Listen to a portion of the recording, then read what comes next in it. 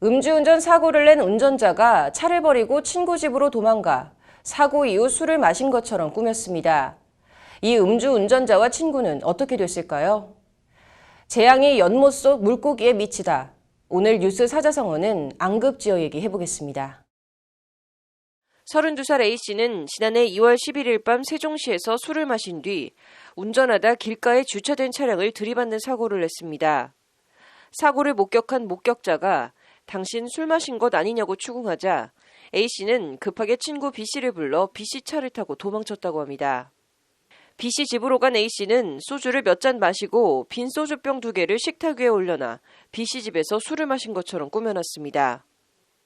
사고 당시 음주 상태였는지 아닌지 모르게 위장한 겁니다. 112 신고를 받고 출동한 경찰은 B씨 집에서 A씨를 붙잡았고 음주 측정을 해보니 혈중 알코올 농도 0.062%가 나왔습니다. 당시 면허정지 처벌 기준인 혈중 알코올 농도 0.05%를 웃도는 수치가 나온 겁니다. 재판에 넘겨진 A씨에 대해 1심 법원은 하지만 음주운전 혐의를 무죄로 판단했습니다. 사고와 음주 측정 사이 1시간가량 터울이 있었는데 사고 당시에 면허정지 처벌 기준인 혈중 알코올 농도 0.05%를 넘겼는지가 충분히 증명되지 못했다는 겁니다. 피고인이 사고 후 운전을 마칠 당시에 농도가 상승기에 있었던 것으로 볼 여지가 있다. 운전을 할 때 농도가 0.05%를 넘었다고 단정할 수는 없다는 것이 재판부 판시입니다. 여기까지만 보면 A씨의 꾀가 성공한 것 같지만 반전은 A씨가 징역형 실형을 선고받았다는 점입니다. 재판부가 주차된 차를 들이받고 아무런 조치를 취하지 않고 친구를 불러 도망간 A씨에 대해 도로교통법상 사고 후 미조치, 뺑소니와 범인 도피 교사를 적용해 징역 8개월을 선고한 겁니다. 얼결에 술 취한 친구 연락을 받고 친구를 집으로 데려간 B씨는 범인 도피 혐의가 유죄로 인정돼 역시 징역 6개월 실형을 선고받았습니다.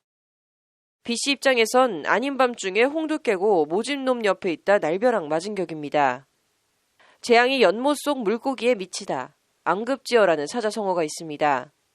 명나라 진정이 쓴 양산 묵답에 나오는 얘기입니다. 춘추시대 초나라 성 북쪽에 큰 불이 나자 연못 속의 물고기가 우리는 이제 다 죽었다고 한탄했다고 합니다. 다른 물고기들이 왜 그러냐고 묻자 이 물고기는 불을 끄기 위해 사람들이 연못물을 퍼갈 것이고 물을 다 퍼가 바닥이 드러나면 우리는 죽을 수밖에 없다고 답했다고 합니다.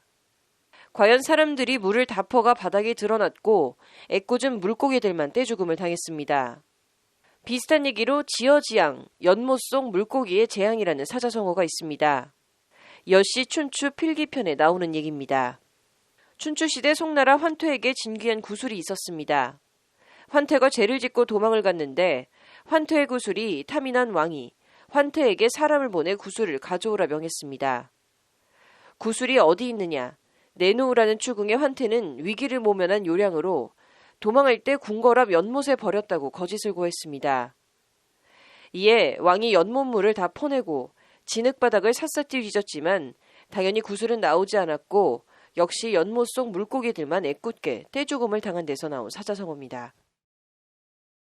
음주운전 사고를 내고 친구를 불러 도망가 술자리를 꾸민 A씨. 흔히 제 꾀에 제가 넘어간다고 하는데 단순 음주 접촉 사고였어도 징역형 실형이 나왔을까요? 스스로 꼰 새끼줄로 스스로를 묶다, 자승자박이라 하지 않을 수 없습니다. 얼떨결에 친구 전화 받고 친구를 집으로 데려간 B씨도 한 일이 있으니 엄밀히 말하면 아무 이유 없이 억울하게 죽은 물고기는 아닐 것입니다. 자업자득에 가까울 것입니다. 세상 일이라는 게 언제 어떻게 펼쳐질지 모르니 그럴수록 번듯하게 매사 경계하는 마음과 자세로 살아야 하지 않나 싶습니다. 후회는 아무리 빨라도 늦습니다. 뉴스 사자성어였습니다.